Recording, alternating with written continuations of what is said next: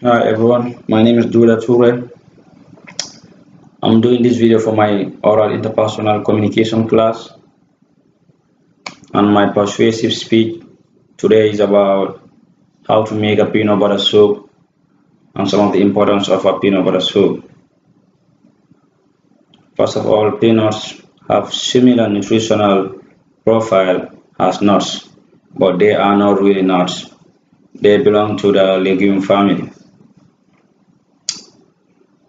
Peanuts contain a high level of heart protective resveratrol, and also nowadays a lot of doctors prescribe peanut butter soup to their heart patients.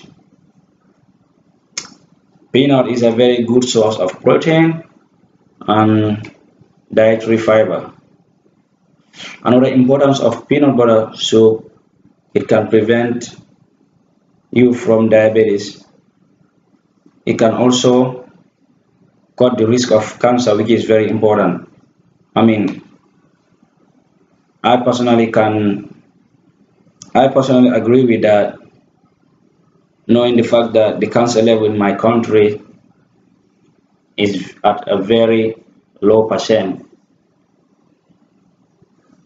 which I might say because almost everybody in my country eats peanut butter soup, and I would say they eat it 2, 3 times a week. So that is very good.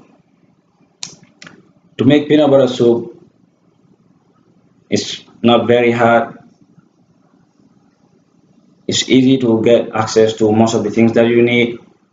And the main thing that I will point out today is the peanut butter you're gonna use, not just any peanut butter, but you might want to try and get the natural one. Here is a sample of one of the peanut butters that I got from Woodman's. So you can easily get this from Woodman's.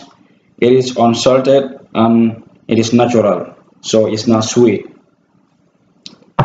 To start the process or to start cooking peanut butter soup, you need a cooking pot. After you have your cooking pot, you want to add 3 cups of water, or depending on how big your cooking pot is and how many people are going to be eating the soup. So if it's going to be like a family size of 3 or 4, you might need just 4 cups of water, and then boil the water. You also might want to choose whether you're going to make it with meat or chicken. I usually prefer chicken. I like to eat it with chicken, but either one is okay.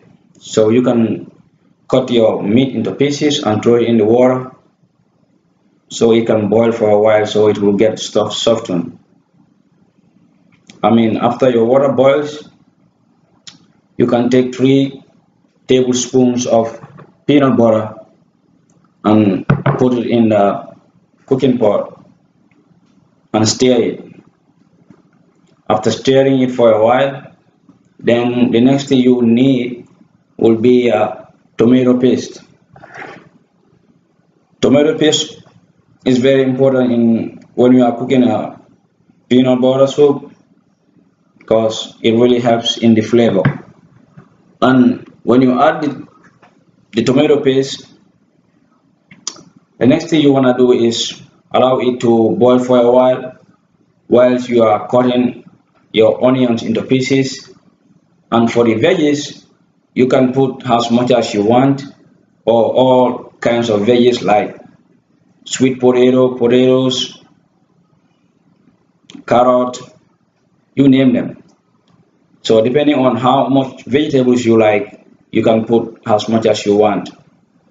And the next thing you might want to do is to add your onion on the soup that is already the water that's already mixed with the peanut butter, and the color has changed into some brown, something like that, brownish.